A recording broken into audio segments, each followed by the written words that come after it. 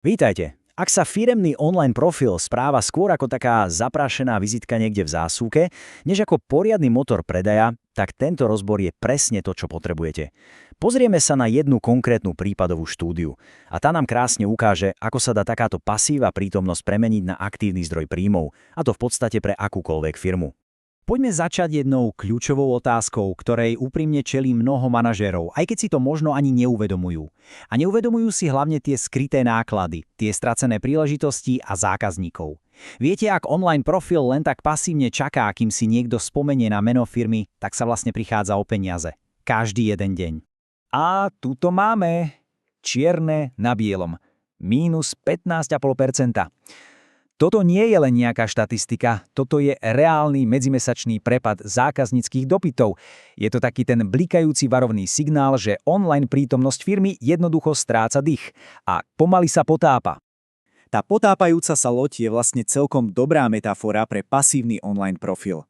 Ale čo to presne znamená v praxi a prečo je to taký obrovský problém pre biznis? No, poďme si to rozmeniť na drobné. V podstate si to predstavte ako digitálnu informačnú tabuľu. Je jediná šanca na úspech je, ak si niekto spomenie na presný názov značky a vyhľadajú. No, v dnešnom svete, kde konkurencia bojuje doslova o každého zákazníka, je spoliehanie sa na toto asi ako čakať na zázrak. Našťastie, z tejto pasívnej pásce existuje cesta von. Poďme sa teraz pozrieť na jeden strategický obrad, ktorý úplne mení pravidlá hry. Je to vlastne prechod od toho pasívneho čakania k aktívnemu získavaniu zákazníkov z takej defenzívy pekne do ofenzívy. A tá kľúčová myšlienka bola v tomto. Prestať čakať, kým zákazník nájde firmu a namiesto toho začať aktívne hľadať zákazníkov, ktorí už majú nákupný úmysel. Čo to znamená? No osloviť presne tých ľudí, ktorí hľadajú riešenia a produkty, aj keď o danej značke ešte povedzme nikdy nepočuli. A táto časová os, táto ukazuje úplne jasne, aký dramatický a hlavne rýchly môže byť ten obrad. V januári vidíme klesajúci trend, vo februári sa implementovali strategické zmeny, no a v marci prišiel exponenciálny rast.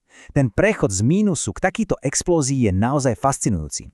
Hovoríme tu o explózii výsledkov, ale čo to znamená v reálnych číslach? Poďme sa pozrieť na konkrétne dáta, ktoré stoja za týmto príbehom o úspechu a treba povedať, že tie čísla, tie sú naozaj pozoruhodné.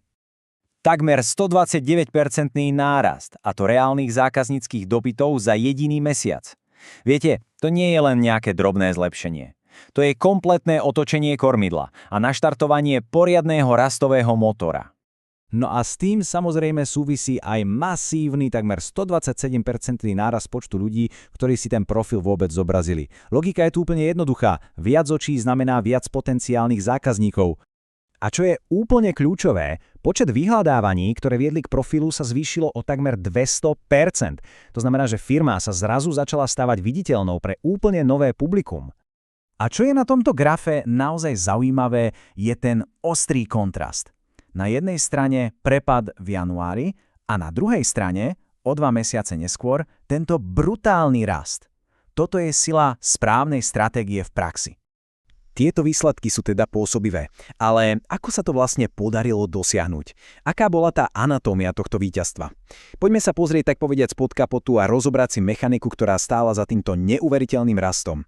Celé tajomstvo úspechu spočívalo v zameraní sa na kľúčové slová. Teda na tie frázy, ktoré ľudia reálne zadávajú do vyhľadávačov. Namiesto spoliehania sa na názov firmy sa stratégia zamerala na samotné produkty a výsledok?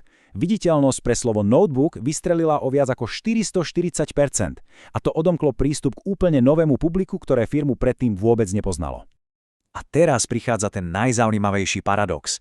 Úspech znamenal prelomenie závislosti od vlastnej značky.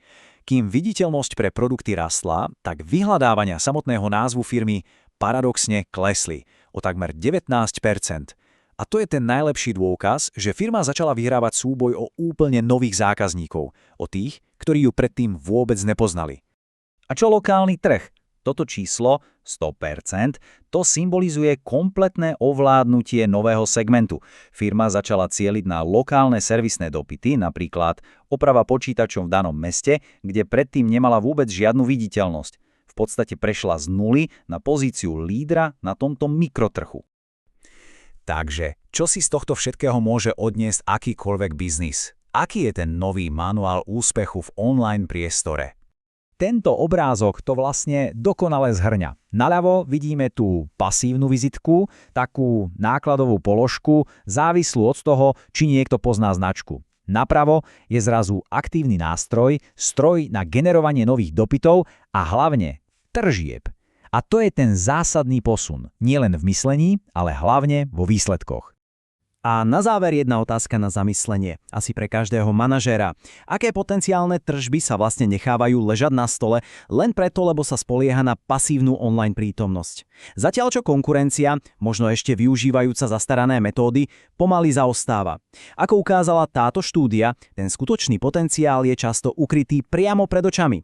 Stačí ho len začať aktívne hľadať.